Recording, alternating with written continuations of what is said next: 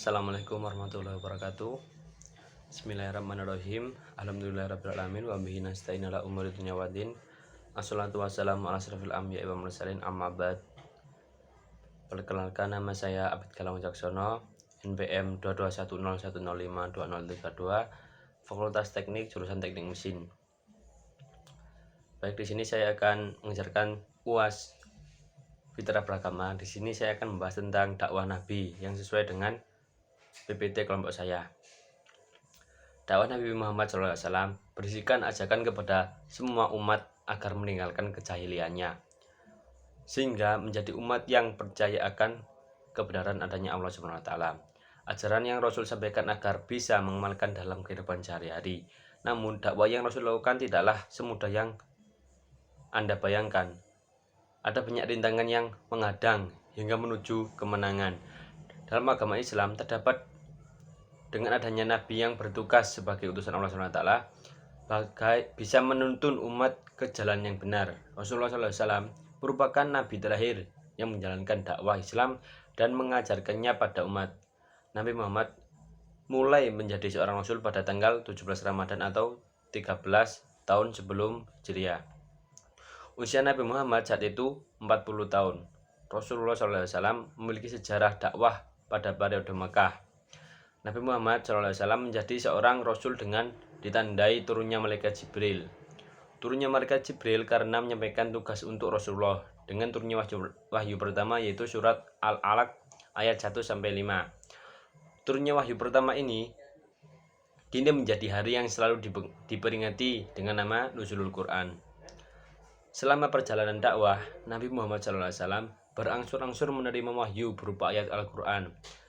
Bukan semata dakwahnya, Rasul sudah menerima wahyu Allah sejumlah 4.726 ayat, terdiri dari 89 surat, dan yang turun pertama kali yaitu surat Al-Mudaththir ayat 1-7, yang turun setelah wahyu pertama.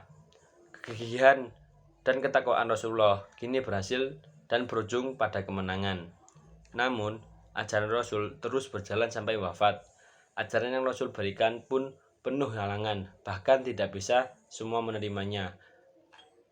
Sejak awal, Rasulullah SAW memiliki tugas dari Allah SWT untuk menyampaikan kebenaran ajaran agar mengakui adanya keesaan Allah SWT. Setelah turunnya wahyu pertama, berlanjut dengan wahyu berikutnya. Surat Al-Mudaththir menjadi wahyu kedua yang berisi perintah agar Rasul melakukan ajaran atau menyiarkan agama Islam ke seluruh umat manusia. Adapun isi dari ajaran yang berlaku yaitu mengajarkan keesaan Allah, yaitu mempercayai hari kiamat, kesucian jiwa, hingga persaudaraan dan persatuan. Seruan dakwah Rasul semakin membuktikan bahwa Rasul bersungguh-sungguh dan mengajarkan agama Islam pada umat manusia. Selama kurang lebih 13 tahun, Rasul melakukan dakwahnya di kota kelahiran yaitu Mekah. Sedangkan 10 tahun yang selanjutnya berada di kota Madinah Al-Munawwaroh. Waktu itu dakwah yang dilakukan Rasul secara sembunyi-sembunyi, sehingga penyampaian dakwah tidak semudah yang Anda gunakan. Justru orang-orang yang sudah terbiasa dengan Rasulullah merahasiakan pesan yang Rasul sampaikan. Baik, di sini saya akan membahas tentang dakwah Nabi Muhammad SAW secara sembunyi-sembunyi. Rasulullah melakukan usaha dengan sembunyi-sembunyi untuk mengajarkan agama Islam. Beberapa tahun kemudian, saat berada di kota Mekah, Nabi Muhammad SAW terus berusaha menjalankan dakwahnya. Adapun tujuan yang bisa disampaikan dalam dakwahnya di kota Mekah yakni mengajarkan pada masyarakat untuk meninggalkan kejahiliannya, sehingga akan mengakui adanya agama Islam mulai dari beberapa jenis, antara lain agama, moral, dan hukum, sehingga menjadi pilihan tepat pada siapapun yang tidak bertaat. Penyampaian dakwah Nabi Muhammad sekaligus mengamalkan hingga dapat umat kerjakan dalam kehidupan sehari-hari. Agar bisa tercapai tujuan, Rasulullah melakukan metode dakwah secara sembunyi-sembunyi dan terang-terangan. Hal ini bertujuan agar bisa menyampaikan sampai ke semua masyarakat Islam.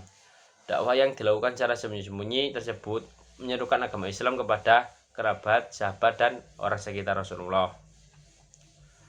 Kemudian saya akan membahas tentang dakwah Nabi Muhammad SAW secara terang-terangan. Selain menjalankan dakwahnya melalui cara sembunyi-sembunyi, Rasulullah juga melakukan secara terang-terangan. Dakwah yang satu ini mulai sejak tahun keempat kenabian setelah turunnya wahyu untuk melakukannya. Dengan adanya cara dakwah ini, mulai muncul berbagai pertentangan. Langkah pertama yang Rasul lakukan yaitu dengan mengumpulkan kaum kerabat Bani Hashim dan jamuan makan. Saat itulah sekaligus ajaran agama mulai berjalan. Setelah itu, barulah Rasulullah mulai mengajak para penduduk Mekah untuk berkumpul di Bukit Jaffa. Rasulullah menyampaikan dakwanya kepada penduduk Mekah. Rasulullah tidak berlangsung berhasil mengajak penduduk Islam, namun ada juga yang melakukan penolakan dan menentang.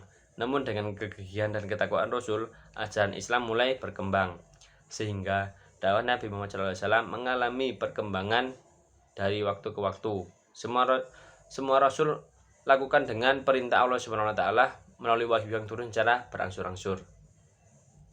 Baik, cukup sekian dari saya. Apabila ada kurang lebihnya, saya mohon maaf. Wabillahi taufiq wal hidayah. Wassalamualaikum warahmatullahi wabarakatuh.